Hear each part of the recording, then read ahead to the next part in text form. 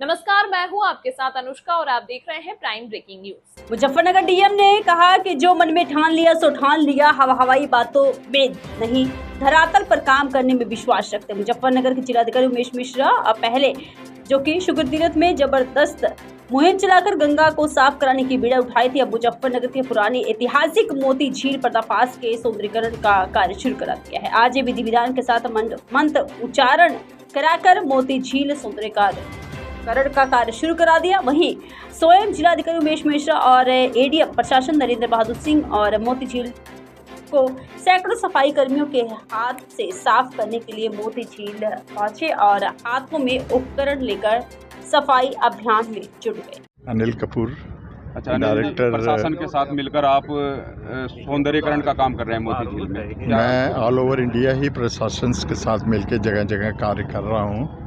गंगा के ऊपर भी कार्य कर रहा हूँ, गंगा में भी कई प्रोजेक्ट चल रहे हैं मेरे।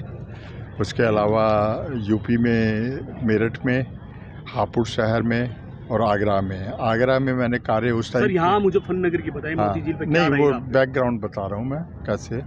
तो आगरा में जो किया था वो कोरोना पीरियड में किया था। अब ये मोती झील का भी हमें हाईलाइट हुआ है।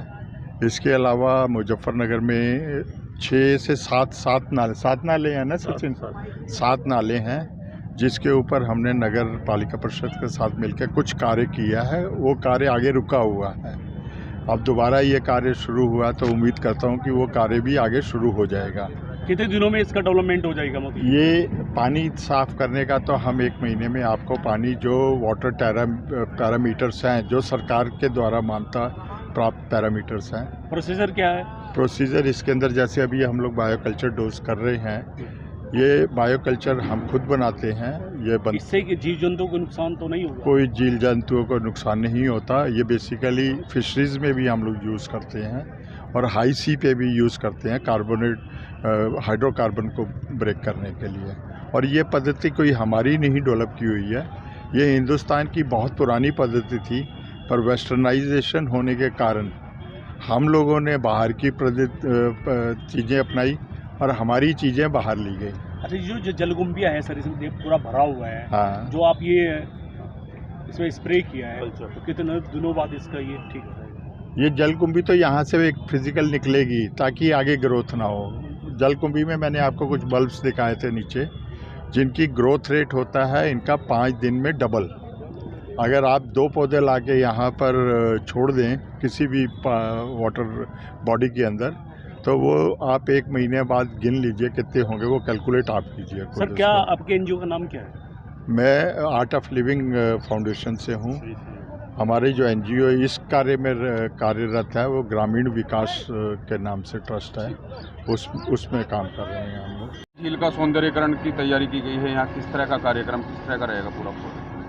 ये बताया गया है कि यह मुजफ्फरनगर की बहुत ही ऐतिहासिक झील है, जिसको मोती झील के नाम से लोग पुकारते हैं। और यहाँ हमेशा जल का स्तर मतलब ठीक ठाक रहता है। लोग बताते हैं इसका अपना जल स्रोत है और इसकी सफाई के लिए लोगों के द्वारा मतलब मार्गदर्शन दिया गया कि हाँ, यदि इसकी हम सफाई करते हैं, इसको रिस्टोर करने का प्रयास करते हैं, तो यह शहर की बेहतरी के लिए, पर्यावरण के लिए भी और यहाँ ऐतिहासिकता के दृष्टिकोण से भी महत्वपूर्ण होगा। तो हम लोग प्रयास कर रहे हैं, देखते हैं। ये हमारे साथ एक संस्था आर्ट ऑफ लिविंग की है, जिनका बड़ा अनुभव रहा है इस क्षेत्र में।